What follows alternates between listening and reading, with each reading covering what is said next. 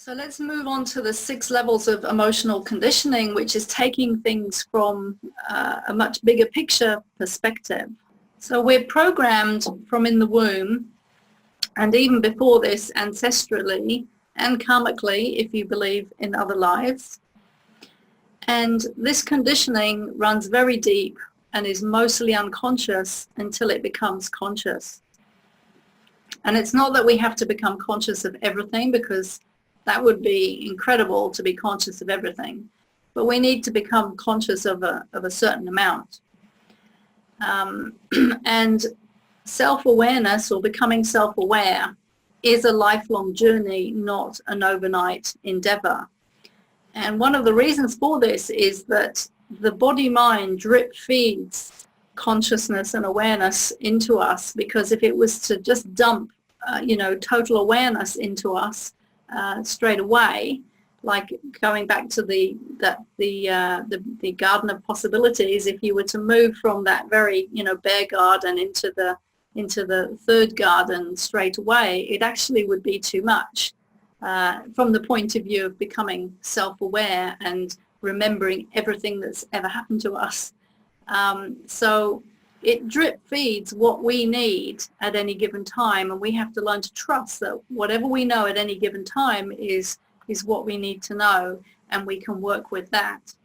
So if we look at these six levels of emotional conditioning, we have, and I'm going to go through each one individually, but we have gestation and birth, the first 7 years, anything to do with family, environment, ancestral, societal, cultural, collective consciousness, karma, and soul. So if we start at the beginning, or, I've got to start somewhere. It's not really necessarily the beginning, but it's where I'm choosing to begin here. Gestation and birth. So remember, what I'm talking about here is how was my emotional programming set up? In other words, not just emotional programming, it's also these unconscious beliefs. Where does all this patterning, and that's the word that I use here, where does all this emotional patterning and mind patterning come from? Well, it all starts, in this life anyway, in the womb, because we are energetic beings, especially in the womb. We're mainly energetic beings, not so much emotional, but there is a connection there. And whatever happens to our mother is registered in us. As you can imagine, some people, their mothers were going through a very difficult time when they were pregnant with you. And that has a knock-on effect, because everything is felt in utero, for the fetus. And then the actual birth process itself can really be quite significant. And it was one of the main things that I had to work through. It's called birth trauma. And if we have what is considered a traumatic birth, and a lot of people don't even really know what a traumatic birth is, because trauma in birth is just so commonplace in our society at the moment. If we have a traumatic birth, it creates what is called a limbic imprint in the brain, and whatever experience we have at birth is it's taken as what life is. So for example, if we have a really loving, easy, nice, let's say perfect birth, then we come out into life and we think, wow, life is good.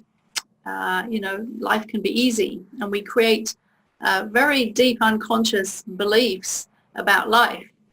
But if we have a very traumatic birth, where mother was, had a very difficult time, maybe cesarean, for men, circumcision, and other traumas during the birth process, cord around the neck, or whatever the trauma is, that gets registered in the brain.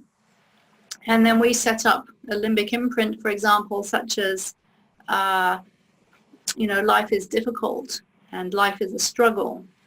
And say maybe we are separated, say the mother dies at birth, or maybe we are separated from our mother for some time directly after birth, maybe we're given away directly after birth, then that may create a limbic imprint of I'm abandoned.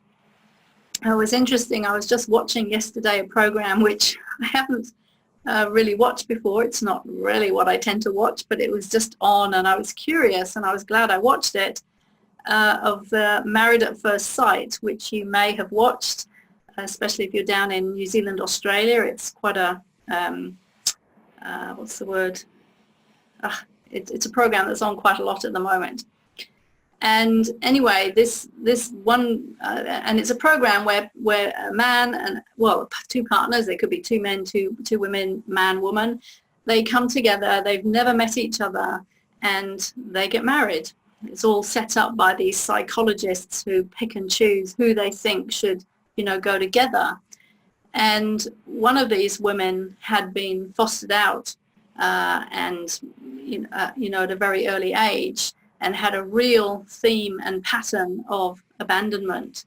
And as a result of that pattern of abandonment, she had created emotional and mind patterns of protection and defensiveness and pushing people away. And as she said in her words, she said, I'd rather push people away first before they push me away. And that is a perfect example of setting up a behavior in order to protect ourselves emotionally. So they got married, and immediately just at the altar she was just going into her patterns of pushing away this potential to be soon to be husband.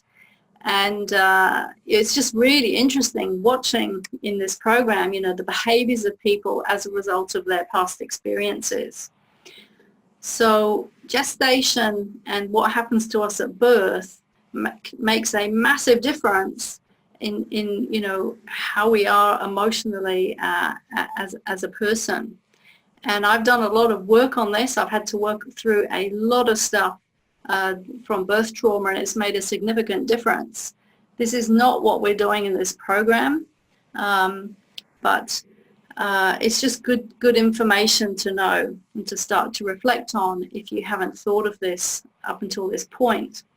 Then we have the first 7 years, which I've started to allude to in the diagrams previously, where we are mainly energetic, emotional beings, and we're really programmed unconsciously by our environment. We're responding 24/7 to everything that happens in our environment. And our body is responding 24/7 as a result of whatever is happening. And if it's sort of good feeling things that are happening, then our body feels safe, it feels secure, it sends us the good feeling emotions. If we don't feel safe and secure physically or emotionally, then it will start to trigger the survival emotions, and then that will develop into the self-worth emotions. And this is just going on day after day after day, repeat, repeat, repeat. So it's really good to understand, if you're having troubles now emotionally, or, with life problems, then it's really good to give yourself a break and understand that, well, there was a lot that actually went on in those first years, but you weren't really fully conscious of it. But it all had its effect. And then we have family and ancestral. So from a family perspective, I mean more what is happening in the now, especially in those first 7 years or 10 years, or even the whole time we were at home until we left home, where we're constantly being conditioned and programmed, initially very unconsciously by whatever is happening, whatever we're taught, what our parents believe. For example, if a father says to a boy, stop crying, big boys don't cry. Well, then we immediately believe, well, it's not okay to cry, it's not okay to show my feelings. And all of that programming goes in. And even if the parents aren't saying anything, we're just observing, we're like sponges as children, and we're just totally sponging everything up into us in terms of, how we should behave, what is right and wrong, whether I should show my emotions or not. And if we notice and we intuitively sense that our parents are not expressing their emotions, then we will automatically not do that ourselves. We just carbon copy ourselves on our caregivers. So that's like, you know, in the now, but then there's also ancestral information which is passed through energetically at a quantum level, and also in DNA, literally in DNA. So DNA is more, you know, physical, well, it's at a quantum level, but it's more physical, whereas, you know, we can also have emotional issues pass through. So, for example, if your grandmother or your grandfather was in the war or was in a famine and they had a lot of fear, you know, fear of starvation, which is, you know, fear of dying, then, you know, that fear at some level can be passed through and we can have it. And some of our responses are actually, even though they're our responses, they're actually not originally our responses. So as you can see, this is a very big topic that I'm talking about here. And I'm just giving the broad overview here. We will not be looking at all of this, obviously, in this program. This program is very precise. It's about, as we'll start going into the next session, it's about looking at the now, because actually we can have a knock-on effect to all these different areas by dealing with the now. If we know how to deal with the now properly, then it's going to have a positive impact on everything else from the past, whether it's the birth trauma or the gestation or the ancestral, it doesn't matter, because everything is connected. So we can come in at many different angles, a bit like, you know, lots of lines with lots of dots, or lots of dots with lots of lines joining them. We can come in, you know, holographically from many different angles and create positive effects. And just one more thing to add about the DNA and the ancestral is that, for example, we say, I felt it in my bones. Well, in Chinese medicine, the bones are connected with the kidneys, which are connected with the original qi, which is connected with the, you know, energy and information which is passed through from previous generations. So we literally do have all the information from previous generations in our bones. So the fourth level is societal and cultural, fourth level of emotional conditioning. So we live in a particular society, you know, whatever country that is, whatever part of the country that is, and that can, you know, be different. You know, it's quite different in Auckland, you know, the culture compared to what it is living down in the South Island in a community in the middle of nowhere. You know, people think differently. They believe differently. They have different values. They behave differently, and cultural is more, you know, from a nationwide perspective. And so the cultural norms of different countries are very different. So, for example, in the West, we wear white to go to a wedding, whereas if you do that in China, that would be considered a bit strange because they wear black to go to a wedding. So I think I got that right. Or maybe it's in China they wear white to a funeral. But you know, these cultural norms are different, and we tend to forget that when we're living in one country. We forget that cultural norms of other countries are different.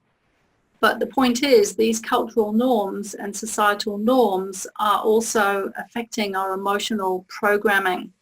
And then we have what we call the collective consciousness, which is on a much bigger scale. It comes back to this theory of totality, where everything is connected at a quantum level. We're really sitting in a quantum soup where it's not until one reaches what is called the state of enlightenment, where you actually recognize and understand and see on an experiential that this totality, and that actually there is no separation, there is no me or you, we are all one.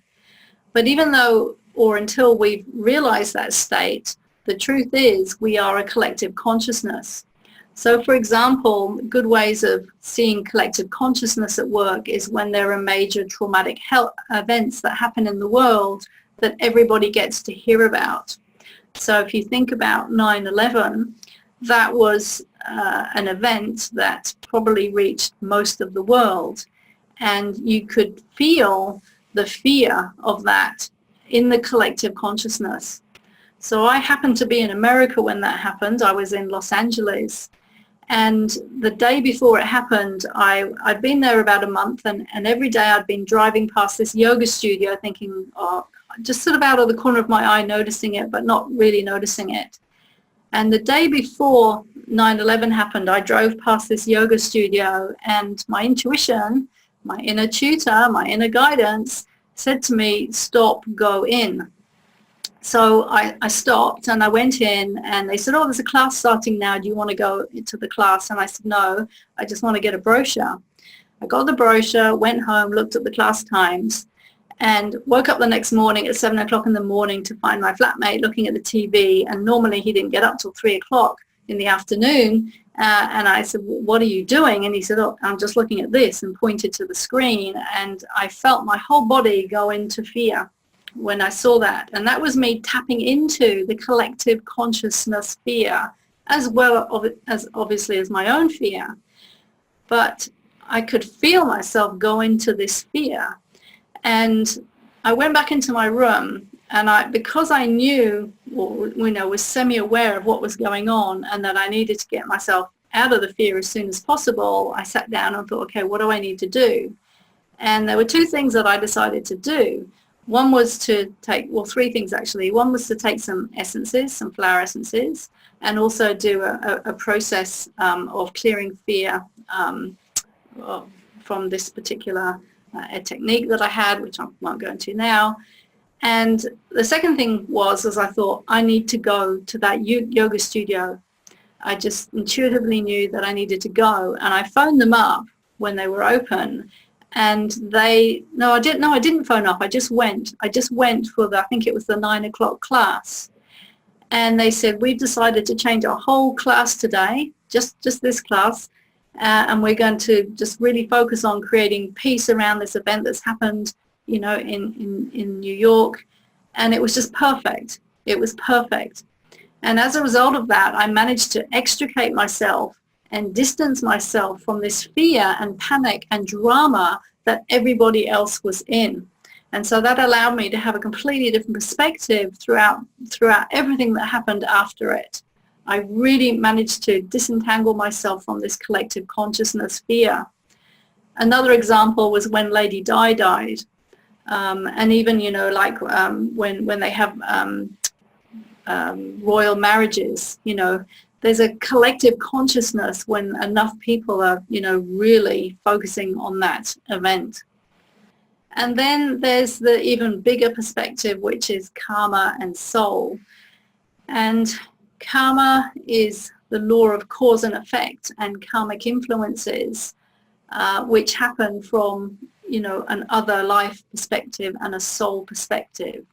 Now, everybody has their own viewpoint on, what is true about life and religion and, this particular topic. So I'm not going to go into it deeply because some people don't even believe in past lives, and that's absolutely fine.